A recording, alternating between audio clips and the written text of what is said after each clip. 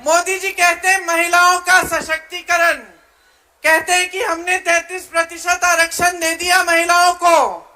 ये सब कहते हैं ना, कहते हैं कि महिला की सुरक्षा के बारे में वो बात करते हैं, महंगाई की बात करते हैं। आज तक महंगाई की बात नहीं की है। जब सिलेंडर 400 रुपए का था तो सड़क पे कौन आया था?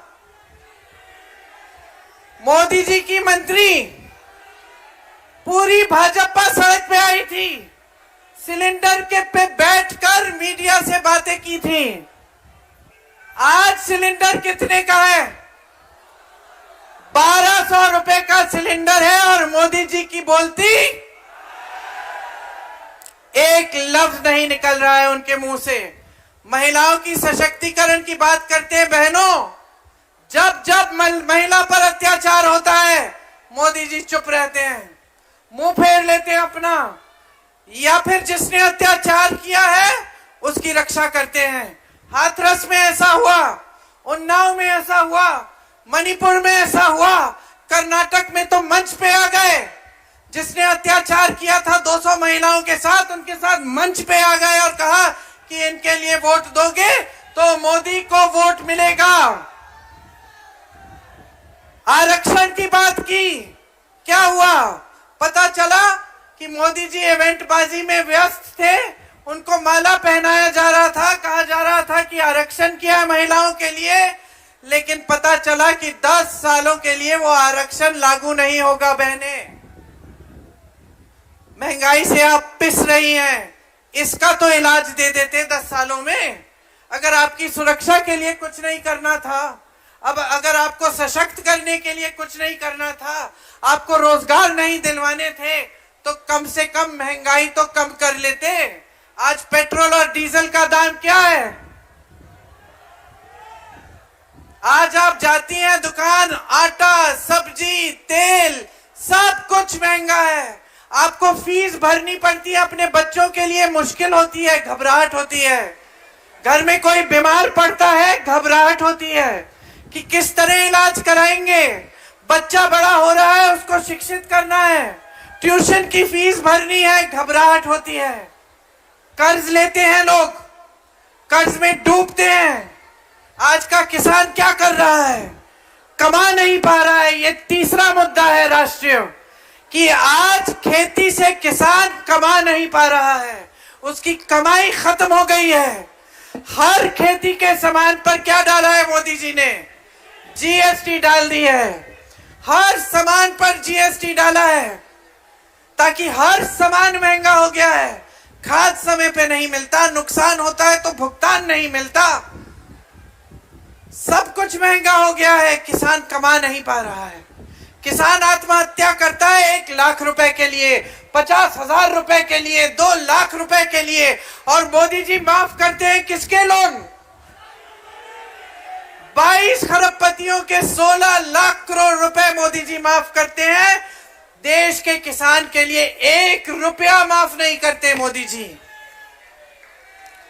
मोदी जी से पूछिए किसानों की क्या समस्या है, मुंह बंद, कुछ नहीं बोलेंगे।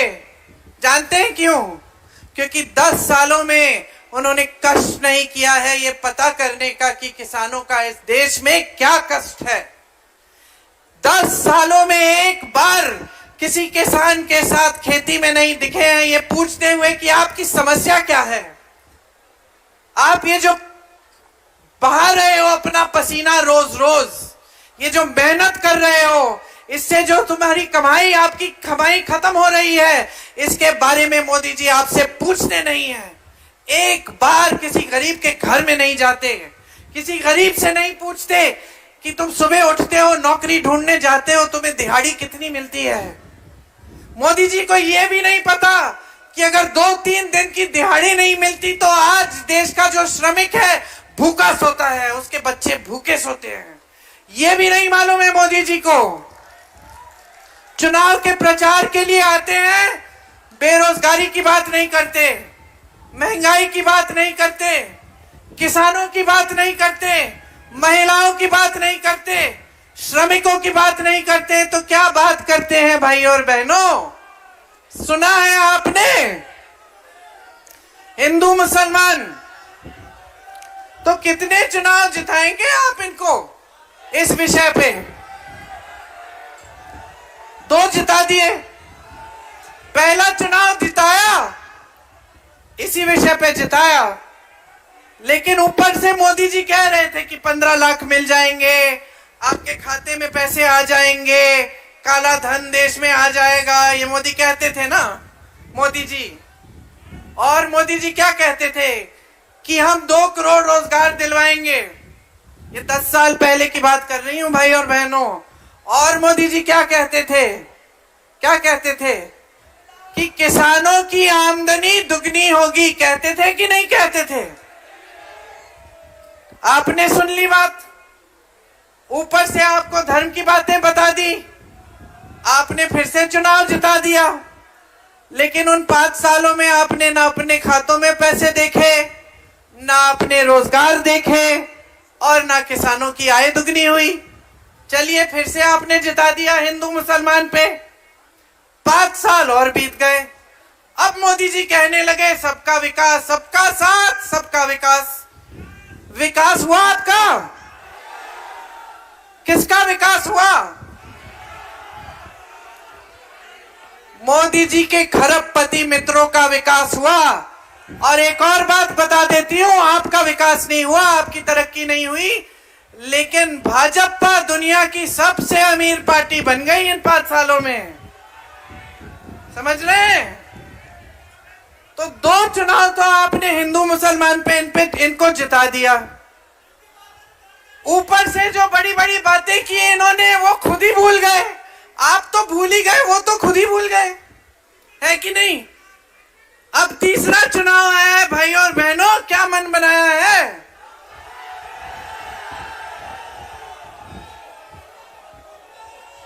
अब सुन लीजिए, बढ़िया बात क्या है। पहले तो 10 सालों से ज्यादा, मेरे ख्याल से 15 सालों से तो मोदी जी आपको कह रहे हैं कि कांग्रेस पार्टी धर्म विरोधी पार्टी है। कह रहे हैं कि नहीं? हिंदू विरोधी पार्टी है, धर्म विरोधी पार्टी है, इसके नेता ऐसे हैं वैसे, कहते हैं कि नहीं? कहते हैं। अब आप मुझे बताइए, कांग्रेस पार्टी के सबसे बड़े नेता कौन थे? महात्मा गांधी जी। महात्मा गांधी जी थे कि नहीं? हमारे आजादी का जो आंदोलन था, महात्मा गांधी सबसे बड़े नेता थे।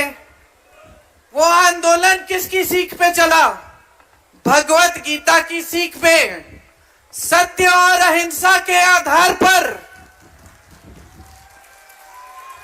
हमारे हिंदू धर्म के आधार पर जो हजारों साल पुरानी सीख थी, सारे गुरुओं, सारे महात्माओं की सीख थी, सत्य के पथ पर चलो, अहिंसा से काम लो, हिंसा मत करो, और ईमानदारी और प्रेम से सबके सामने पेश आओ। ये कौन से धर्म की सीख है?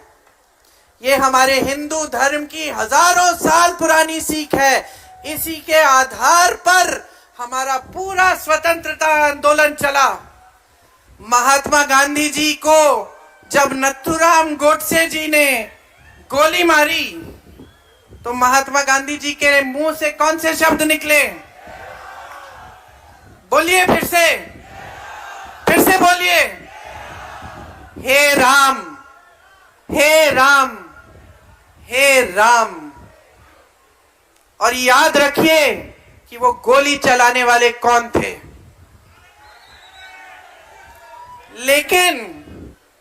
लेकिन असली बात तो ये है भाई और बहनों कि मोदी जी ने खुद पिछले हफ्ते एक इंटरव्यू दिया, और उस इंटरव्यू में क्या बोल गए? वाराणसी गए थे अपने संसदीय क्षेत्र में, कभी कभी जाना होता है, कभी कभी। फिक्र मत करिए, वहां भी किसी के गरीब के घर में नहीं गए, वहां भी किसी गांव में नहीं गए।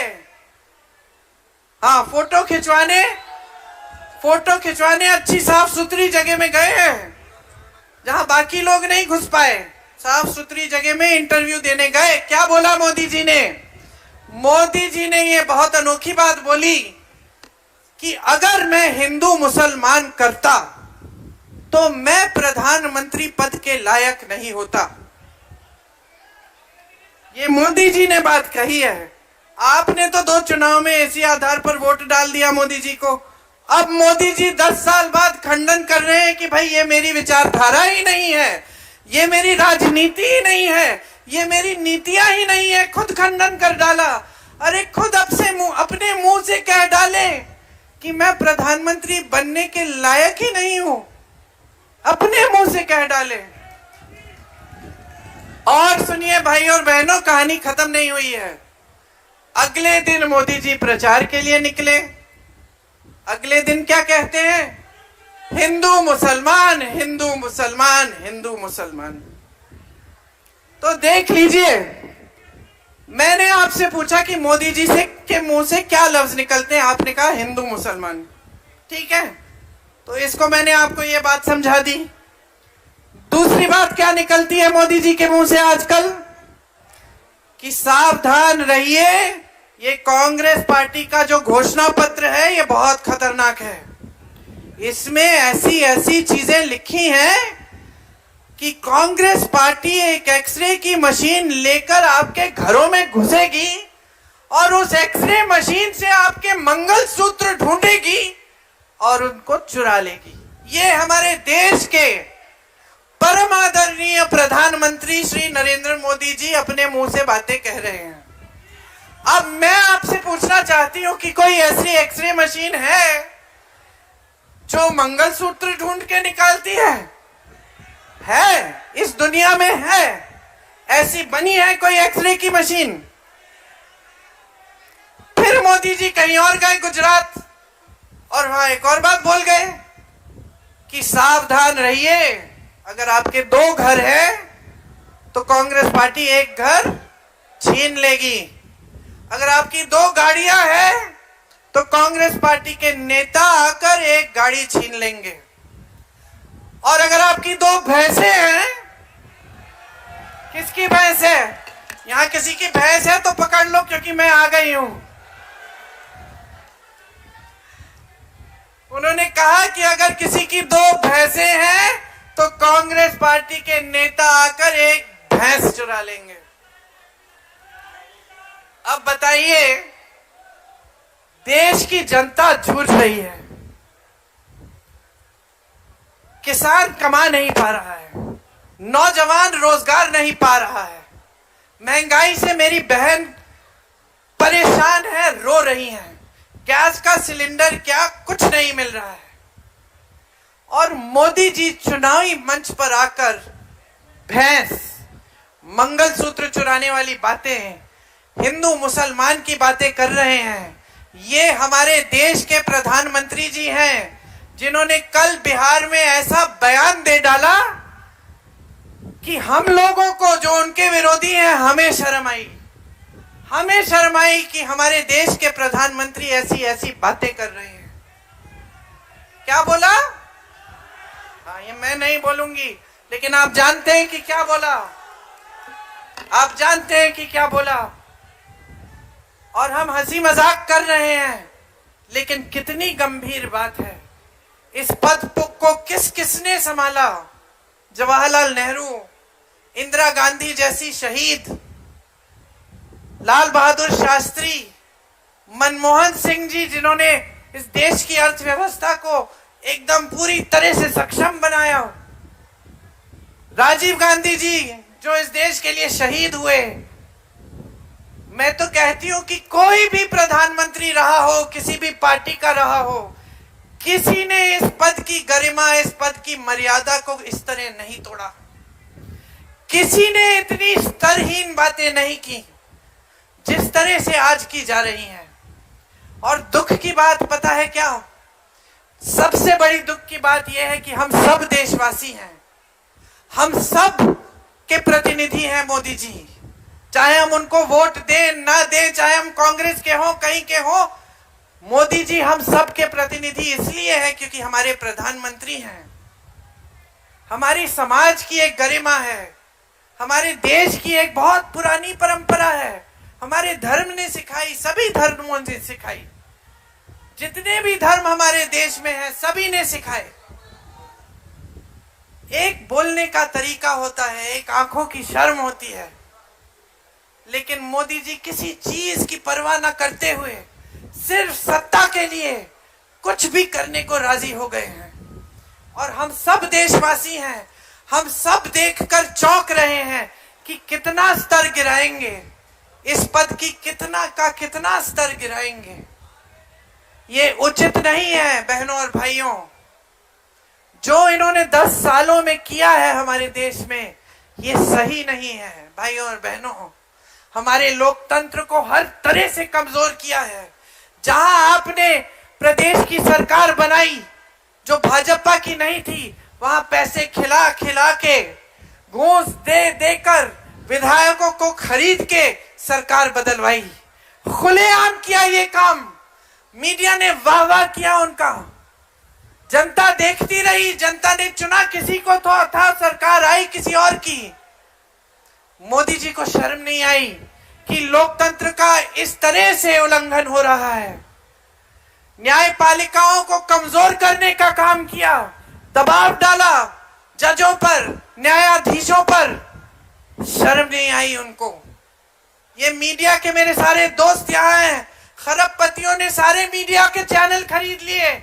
आपने आंदोलन किया, किसान आंदोलन हुआ, मीडिया के जरिए मोदी जी और उनके सारे नेताओं ने किसानों को कैसी कैसी बातें, क्या देशद्रोही का दर्जा दिया, आतंकवादी का दर्जा दिया किसानों को, और देश चुप रहा। उनको शर्म नहीं आई मोदी जी को। महिलाओं पर मैंने कहा अत्याचार हुआ, उनकी सरकार, उनके प्रशासन ने अत्याचारियों की रक्षा की, मोदी जी को शर्म नहीं आई। और आज 10 साल बीत गए हैं। जो सेना में शहीद होने के लिए तैयार होते थे, जिन बच्चों को मैंने अपनी आंखों से देखा है उत्तर प्रदेश की गांव में, यहाँ पंजाब में भी, हिमाचल में, हरियाणा में, उत्तराखंड में दौड़ लगाते हुए 3 बजे 4 बजे सुबह, क्योंकि कहते थे हमें सेना में भर्ती होना है, हमें अपने परिवारों का देखभाल करना है, हम इस देश के लिए शहीद होने के लिए तैयार हैं। उनका जज्बा भी नहीं समझ पाए मोदी जी, फिर भी उनको शर्म नहीं आए।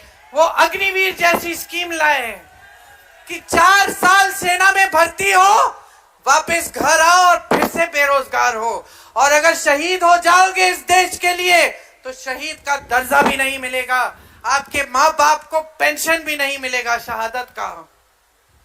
ये लाए मोदी जी तोहफा इनके लिए, इस देश के नौजवानों के लिए। तो हर स्तर पर नाकामयाब रहे हैं। शर्म आनी चाहिए इनको कि आज आपके सामने आकर इस तरह से बहकी बहकी बातें कर रहे हैं, आपके ध्यान को भटकाने की कोशिश कर रहे हैं, आपको ये कहने की कोशिश कर रहे हैं कि तीसरी बार धर्म के आधार पर इनको सत्ता दे दो। कौन से भगवान कहते हैं, मैं पूछना चाहती हूं, कौन से भगवान कहते हैं कि आपको किसी पार्टी को वोट देना है? इस देश में जितने भी धर्म हैं, हिंदू धर्म से शुरुआत है, हिंदू धर्म, सिख धर्म, मुसलमान धर्म, सारे धर्म इस देश में जितने भी धर्म हैं, सभी एक बात कहते हैं, ईमानदारी से अपना जीवन जियो, सत्य के पथ पर चलो, एक दूसरे से प्रेम की भावना रखो, इस देश को एकजुट रखो। ये सभी धर्म कहते हैं, सभी धर्म कहते हैं, सभी भगवानों ने कहा, सभी महात्माओं ने कहा। किसी भगवान ने नहीं कहा कि भाजपा को वोट दीजिए, कमल पे बटन दबाइए।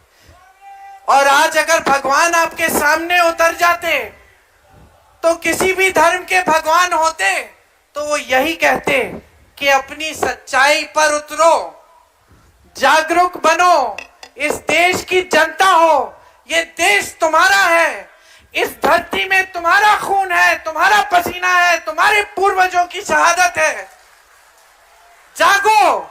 यही कहते भगवान आपको कि जागो, पहचानो, जो तुम्हारे लिए काम करता है उसे पहचानो, जिसके दिल में तुम्हारे लिए हमदर्दी है उसे पहचानो, जो 4000 किलोमीटर पैदल चल के दिखाता है तुम्हारी समस्याओं को सुनने के लिए, उसे देखो। और भगवान यही कहते कि आपके सामने जो झूठों की कतार लगा देते हैं, जो झूठ पे झूठ पे झूठ बोलते हैं, जो आपको झूठे वादे बताते हैं, जो उन एक वादे पे अटल नहीं रहते, एक वादे पर खरे नहीं उतरते, उनको भी पहचानो। आज कोई भगवान आपके सामने आते तो वो यही कहते कि देशवासियों, तुम्हारी सच्चाई यही है कि महंगाई से तुम मर रहे हो। तुम्हारी सच्चाई ये ही है कि तुम खेती में सुबह से शाम तक मेहनत करते हो, तुम्हें कुछ नहीं मिलता। कहते देशवासियों, तुम्हारी सच्चाई यही है कि तुम शिक्षित हो, बीएससी पास हो, बीटेक पास हो, एमएससी पास हो, तुम्हें रोजगार नहीं मिल रहा। कि तुम महिला हो, तुम्हें कहीं सुरक्षा नहीं मिल रही, तुम्हें सक्षम बनाने की कोई योजना नहीं है, तुम्हें घबराहट हो रही है कि तुम्हारे बच्चे बड़े होकर क्या करेंगे जब रोजगार ही नहीं है। यही सच्चाई भगवान आपको दिखाते और भगवान कहते कि अपने विवेक को इस्तेमाल करो, जागरूक बनो, जो पार्टी तुम्हारी बात करती है उसको पहचानो। तुम्हारी सच्चाई क्या है, वही देश की सच्चाई है। ये टीवी पे दिखने वाली सच्चाई नहीं है, ये बड़े बड़े इवेंट नहीं है, ये जो दुनिया भर से प्रधानमंत्री और राष्ट्रपति आकर मोदी जी की तारीफ हर रोज करते हैं, ये आपकी सच्चाई नहीं है। सच्चाई वही है जो आप जान रहे हैं सुबह से शाम तक। उस सच्चाई पर उतरो। आज कांग्रेस पार्टी आपके सामने, कांग्रेस पार्टी के एक एक नेता आपके सामने आकर आप ही के काम की बात करते हैं। हमारी गारंटी है, और हम गारंटी क्यों कहते हैं इन्हें, क्योंकि जहां जहां हमारी प्रदेश की सरकारें हैं वहां हम करके दिखा रहे हैं। कर्नाटका और तेलंगाना में मेरी बहनों, हर गरीब परिवार की सबसे बड़ी महिला के खातों में आज 2000 रुपए हर महीने जा रहे हैं। और कांग्रेस पार्टी कह रही है कि केंद्र में हमारी सरकार बनेगी तो 8500 रुपए हर महीने आपके खातों में भी डाले जाएंगे। हम कह रहे हैं कि महिलाओं को सक्षम करने के लिए, आत्मनिर्भर बनाने के लिए सरकारी पद जितने भी हैं उनमें से 50% महिलाओं को जाएंगे। हम कह रहे हैं कि हमारे नौजवान भाइयों और बहनों, आप स्नातक पास हो तो आपके लिए 1 साल की अप्रेंटिसशिप का प्रोग्राम लाएंगे, जिसमें आपको कम से कम सालाना 1 लाख रुपए की कमाई होगी और आपका हुनर बढ़ाया जाएगा। हम कह रहे हैं कि 5000 करोड़ रुपए का फंड लाएंगे, जिससे आप अगर अपना कारोबार, अपना बिजनेस शुरू करना चाहते हैं तो आपको सुविधा मिलेगी। ये जो 30 लाख पद मोदी जी ने शायद अंबानी जी और अडानी जी के लिए खाली रखे हैं, ये हम भर के दिखाएंगे आपको। कांग्रेस पार्टी ने जहां जहां सरकार बनी वहां वहां किसानों के कर्ज माफ करने का काम किया। हम कह रहे हैं कि किसानों के कर्ज माफ करने के लिए एक स्थायी आयोग बनाएंगे, ताकि जब जब आप संकट में हैं तब तब आप उस सुविधा का इस्तेमाल कर पाएंगे। खेती के हर सामान से जीएसटी हटा देंगे, ताकि हर खेती का सामान सस्ता हो। आपका जो नुकसान का भुगतान है वो 1 महीने के अंदर अंदर देकर आपको पूरा भुगतान देकर दिखाएंगे। न्यूनतम समर्थन मूल्य आपका कानूनी अधिकार बनाएंगे। मोदी जी आए उसके बाद या योगी जी आए, वो मजबूर हो जाएंगे कि आपकी उपज के लिए न्यूनतम समर्थन मूल्य देना पड़ेगा। जिस तरह से हमने उन्हें मजबूर किया कि आपको आज राशन दे रहे हैं। कानून लाए थे हम, भोजन के अधिकार का कानून, जिसके तहत ये कानूनी अधिकार बन गया था गरीब परिवारों का कि कोई भी सरकार आए तो आपको राशन देना पड़ेगा। इसलिए मोदी जी आपको 5 किलो राशन दिलवाते हैं। ये अलग बात है कि उस पर उन्होंने अपनी फोटो चेप दी और ये कह दिया कि उन्हीं की स्कीम है, लेकिन ये उनकी स्कीम नहीं, उनकी मजबूरी है। बहनों, इसी तरह से श्रमिकों के लिए हमने तय किया है कि पूरे देश भर में 400 रुपए से कम दिहाड़ी कोई नहीं दे पाएगा, ये कानून बनेगा। जैसे हम गांव में मनरेगा लाए और मोदी जी ने उसको कमजोर किया, हम मनरेगा, गांव वाले मनरेगा को मजबूत करेंगे और शहरों में मनरेगा लाएं जैसी स्कीम लाएंगे, जिससे 100 दिन का रोजगार शहरों में भी पक्का मिलेगा। तो अब बताइए आपकी काम की बात कौन करता है? आपकी काम की बात कांग्रेस पार्टी शुरू से कर रही है। और भाइयों और बहनों, खोखली बात नहीं है ये, क्योंकि हम जहां जहां हमारे प्रदेश के सरकार है, हम काम करके दिखा रहे हैं। किसी से भी पूछ लीजिए, कर्नाटका में पूछिए, हिमाचल में पूछिए, ओपीएस हिमाचल में लागू है, तेलंगाना में पूछिए, जो गारंटी दी थी उनको पूरा करने का काम इन सारी जगहों में शुरू हुआ है। तो अब आप तय करिए, आपको कैसी सरकार चाहिए, आपको कैसे प्रधानमंत्री चाहिए, आपको इस देश की राजनीति को सही दिशा दिखानी है कि नहीं?